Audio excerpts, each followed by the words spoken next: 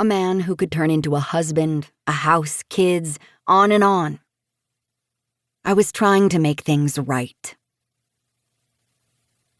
I had this idea that there would be a perceptible beginning. It was just this sense. While driving there on my first day, I figured I would walk into the building and things would be immediately changed. That the front door was some sort of portal to an after and everything else a before. The whole way there and for days prior, a thump of nerves in my stomach, a cat's twitching tail, the catalyst of a new chemistry, my new chemistry. Here I am, it said, spelled out in slowly moving, mixed-up letters and then sliding into place, like on a screen at the beginning of a movie. And there I was, ready for everything, grown, new, happy, capable.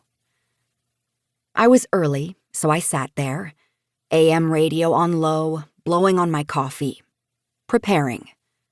I was wearing a new gray suit, a pale blue button-up blouse, and new black leather pumps.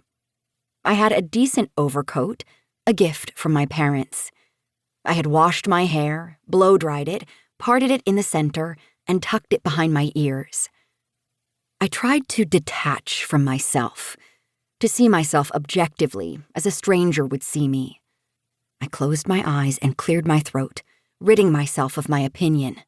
And then I opened my eyes, like I could catch a glimpse if I did it quickly enough. The cloak of a ghost, something elusive. But what I saw, I looked like a child's idea of a grown-up. A bank teller or a receptionist from a photograph in a brochure or an illustration on an exam. Mousy and simple and boring. This wouldn't work.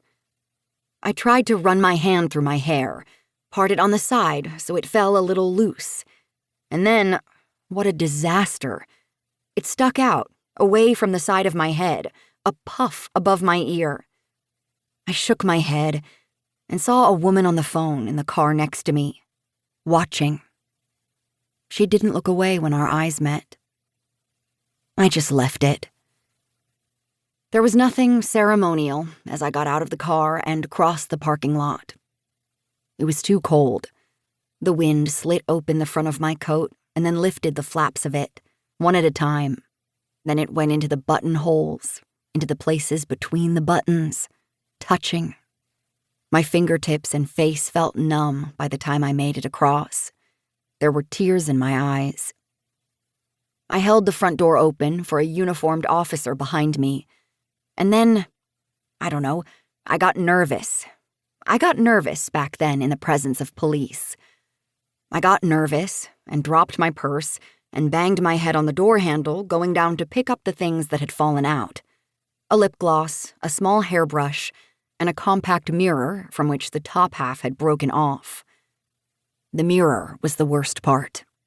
It would have been less embarrassing had a used tampon fallen out, or a sheaf of condoms, or some deep, dark medication bottle. People would see the mirror and understand that I cared about what I looked like, and that still, all I could come up with was this fake grown-up. "Jesus, are you all right?"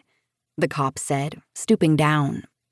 He was young, earnest, clean-shaven to the point of shining. "I'm fine," I said. My head throbbed. I could feel the push of blood there, trying to shape itself into a bump. It must have been something in the way I said, "fine." He must have seen how red my face was, that I was sweating, really disturbed by the whole thing. He must have heard my heart going nuts, because he stood up and backed away and just said, "Okay," as he left. What a story that could have been for grandchildren. What an adorable story. A meet-cute for a newspaper piece on our 50th anniversary. And I had ruined it. Not a surprise. Inside, I felt my new chemistry shift.